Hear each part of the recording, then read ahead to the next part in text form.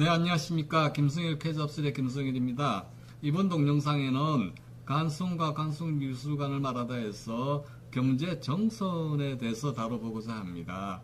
제가 회화를 전공하지 않은 사람으로서 이런 그림을 그렸던 분과 그림에 대해서 말씀드리기가 상당히 모호하지만 그래도 제가 좀 알고 있는 부분에 대해서는 설명드리고 시청자 여러분들께서 받아들일 수 있으면 고맙겠습니다. 자, 그러면 파워포인트를 봐주시겠습니다. 해약 전신첩은 보물 1949호로 지정되어 있습니다. 이와 같이 생겼고요. 자, 이 해약 전신첩은 겸재 정선이 1747년에 제작한 화첩입니다. 금강산 그림 중심 강원도와 동해안 일대 명성지 그림 21점과 재화시 41수 해서 총 76면으로 구성되어 있습니다. 해악이라면 바다 해 동해죠. 악은 산악악 금강산. 전신하면은 정신을 전한다. 즉 재화시에 그런 정신이 녹아있기 때문에 이름을 이렇게 붙인 것 같습니다.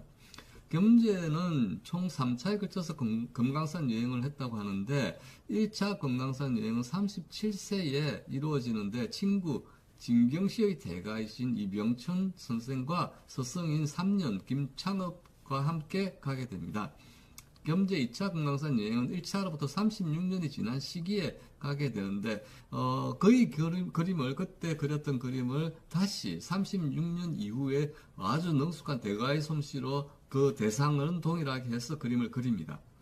사천의 시는 사천이 다시 쓰게 하고 이제 36년 후의 말씀입니다. 하고 돌아가신 3년의 시는 강원 감사 우산 홍봉조에게 쓰게 하여 장을 했다는 거죠. 첩을 했다는 건데요. 여기 해악 전신이라고 써져 있는 이 글씨가 바로 우산 홍봉조의 필적입니다. 자, 그러면 해악 전신첩을 어떻게 해서 간송이 보관하게 되었을까요?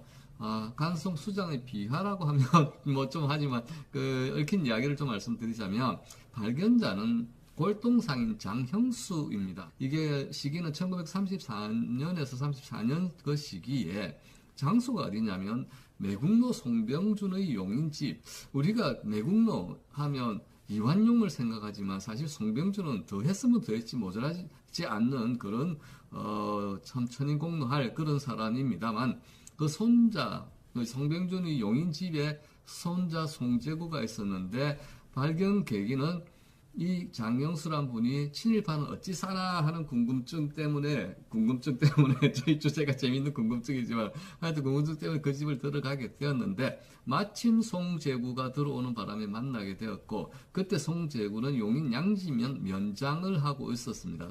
일제 치하니까 그 부역의 손자니까 베스라치를 하고 있었겠죠. 자, 그러면 재밌는 궁금증 해악 전신첩 발견의 결정적 계기는 무엇일까요? 네, 장형수 씨의 회고에 의하면 화장실을 가는데 아궁이 분부를 때는 또는 밥을 하는 그 아궁이의 모습이 종이를 잔뜩 쌓아놓고서는 불을 지피고 있었는데 그 종이를 쌓아놓은 곳을 보니까 눈에 확 띄는 것이 있었는데 첩을 한 이런 초록 비단 첩을 한 어떤 책이 보였던 거죠. 그래서 장영수 씨는 가서 이거 뭐 하려고 하느냐고 물어보니까 이제 불 때는데 불수시개로 지금 가지고 놓은 것이라고 이야기를 합니다. 그래서 장영수는 그것을 집어들었겠죠. 보니 놀라기 그지없는 정선의 해악 전신이 첩이었습니다. 그래서 놀라서 그것을 가지고 어디로 가느냐면은 그러니까 송재구한테 가겠죠. 가서 송재구에게 팔 생각이 있느냐 물어보고 별로 개념 없는 송재구는 가져가든지 말든지 시큰둥했었는데 그래서 장영수는 이제 가치를 이야기를 했겠죠. 그래서 양심 있는 골동상이었던 모양입니다만 불타 없어질 뻔한 그 신이 내게 파시오 하니 얼마를 주겠소? 송재구가 그랬답니다. 그러니 장영수는 크게 썼어 20원 해서 당신은 경제 하첩이 그렇게 큰 관심을 못 끌었겠죠. 생활 수준도 나라 상황도 이러니까 그런 걸 즐길 수 있는 사람들이 얼마 되지 않았으니까 가치가 그렇게 없었다고 합니다. 20원. 이게 우리 옛날 그 물건을 생각할 때 항상 그때 기와집 한 채가 몇 채냐 얼마냐를 따지는데 500원이었다고 이야기를 하면 뭐 또는 2,000원이 있다고 이야기하고도 하는데 한 1,000원이라고 생각하면 지금 아파트 또 서울에 있는 아파트 기와집 따져서 한 10억이라 치었더라도 20원이면 어느 정도 될까요? 10억 뭐 한번 얼마 그래도 꽤 좋았는 모양입니다. 하여튼 그래서 20원에 샀습니다. 그래서 다음날 이 장형수가 찾아간 곳이 공교롭게도 이순왕씨 몇 번 소개했는데 한남스님이라고 간송 선생이 문화재를 수집하는 창고의 창고지기 같은 아주 충실한 이순왕 씨에게 찾아간 겁니다. 다행스럽게도. 그래서 장영수는 이순왕 뒤에 간송이 있는지 전혀 몰랐다고 합니다. 회고에 의하면. 그래서 팔아달라고 합니다. 그래서 장영수가 이제 간송을 그때까지 보지를 못하고 말만 들었는데 간송은 어떻게 알고 있었냐면은 좋은 일 많이 하는 참으로 훌륭한 분 이순왕과 간송대를 이제 그렇게 되니까 이순왕이 간송 선생께 댁으로 이분을 데리고 갔죠. 그래서 보니 역시 평가대로 부드럽고 따뜻하고 늘 미소가 있는 그 장영수보다 다 5살 어린 사람이었는데도 그런 느낌에서 장영수가 반하게 되죠. 자, 여기서 또 재밌는 궁금증 해서, 자, 20원에 샀습니다, 장영수는. 그런데 장영수는 간송으로부터 이것을 얼마에 팔고 싶어 했을까요? 네. 전하는 말에 의하면은 200원이었답니다, 200원. 200원도 꽤 비싼 가격이었겠죠. 그런데 간송이 과연 재밌는 궁금증, 간송은 장영수에게 얼마를 줬을까요? 네, 놀라지 마세요. 1,500원을 줬습니다. 그리고 하는 말씀이 참 대단한 일을 했다고 칭찬, 나이 어린 사람이 나이 많은 사람은 칭찬하기 뭐하지만 하다고 거듭 감사의 말을 전했다고 그렇게 전합니다. 자, 가격이 어떻게 됐느냐면 20원, 200원, 1,500원. 그래서 간송 선생의 배포, 문화재 사랑 여기서 절실하게 느껴집니다. 자, 그런데 이제 겸재의 사상이 있는데 우리가 화가를 하면은 심한 말로 환쟁이가 그러는데 겸재는 좀 달랐습니다. 겸재는 다른 게 뭐냐? 겸재는 그 화가의 신분이 중인이었잖아요. 근데 겸재는 양반 출신이다. 사대부 출신이죠. 그래서 모르겠습니다만 자격지심인지 모르겠습니다만 굉장히 어떤 사상적인 것, 자기가 양반이랑 드러내는 것을 굉장히 그러니까 뭐라고 해야 강조를 했는데 그래서 겸재는 겸재서거 250주년 기념 겸재 화파전을 간송미술관에서 열었는데 이때 최완수 선생이 그러니까 연구실장이신 최완수 선생은 겸재는 필선이 강한 중국 북방화법과 묵법 위주인 남방화법을 조화시켜 동양화법을 마무리한 인물이라고 이야기를 합니다. 동양화법을 무슨 이야기냐면 한국적으로 해석을 했다는 이야기고 중국의 그림들은 대부분 유교 사상이나 전례나 신화라든지 이런 도교라든지 이런 것에 바탕을 둔 관념에 가까운 그런 그림이었을 것을 겸재는 재해석을 해서 진경산수라는 장을 열었던 분이죠. 특히 주역에 능통했고 이를 구두에 적용해 중국인들도 놀라워했다 합니다. 주역. 자, 주역을 왜 했을까요? 자, 이거는 사대부면 반드시 갖춰야 될 기본 지식이 주역이었기 때문에 주역에 공부를 많이 한 것 같아요. 그래서 겸재는 금강산은 물론이고 단양, 팔경 등 우리 국토 곳곳을 직접 사생하면서 산천의 아름다운 본질을 꿰뚫어 보았다. 본질을 꿰뚫어 보았다 뭐죠? 본질을 주역으로 해석을 했다는 이야기입니다. 그러면 겸손이 그린 주역, 우리 산수를 보는 주역은 무엇일까요? 자, 이거는 홍익 디자인에서 그린 그림입니다. 금강전도라는 그 정선이 그린 그림에다가 주역을 해석을 해서 풀어놓은 겁니다.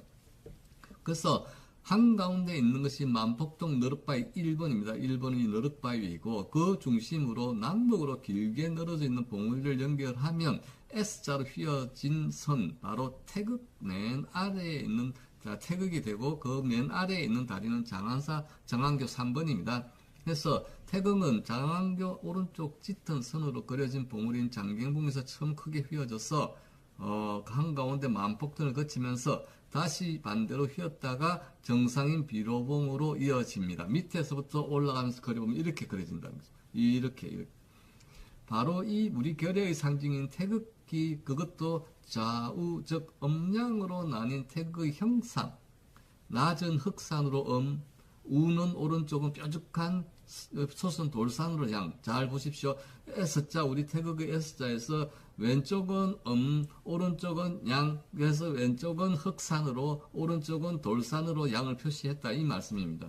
그래서 현재 우리 태극기는, 자, 여러분, 우리 태극기가 지금 상하로 태극이 음양으로 나눠져 있죠. 근데 원래 태극기는 이랬답니다. 이 태극기가 1884년에 구한말 미국 전권공사였던 박정량이 휴대했던 태극기입니다. 보시면 이게 지금 우리가 지금 알고 있는 여기 옆으로 누운 게 아니라 세워져 있는 S자 모양이죠. 그래서 이걸 따져서 이걸 보면 그 정선의 금강전도 그림은 왼편, 오른편, 양으로 정확하게 구별되어 있다는 것을 알 수 있습니다.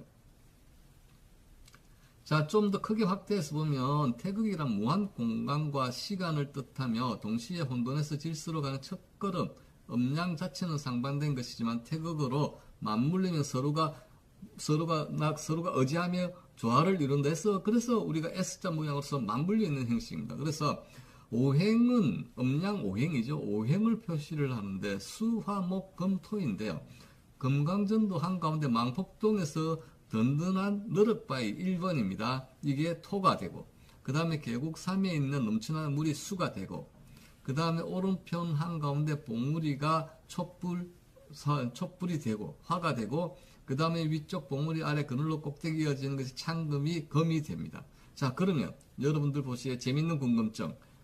목은 어디일까요? 자, 바로 이 산에 나무로 표시되어 있는 목이 있는 것입니다.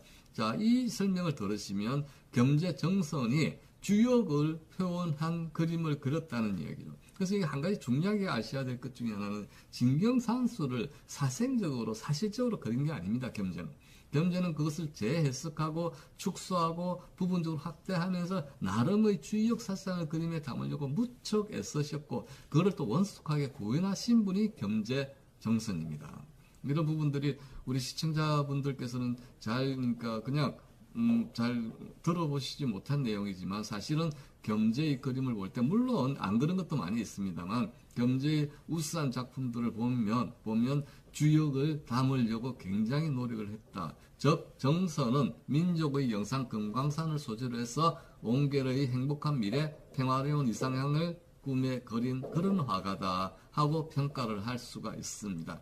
자, 조금 어려우셨나요? 하지만 겸재를 이제 앞으로 겸재 그림을 보시면 주역을 갖다가 한 번쯤 생각해 보시는 게 어떨까 싶습니다. 자, 지금까지 겸재에 대해서 그리고 해학 전신첩에 대해서 설명드렸습니다.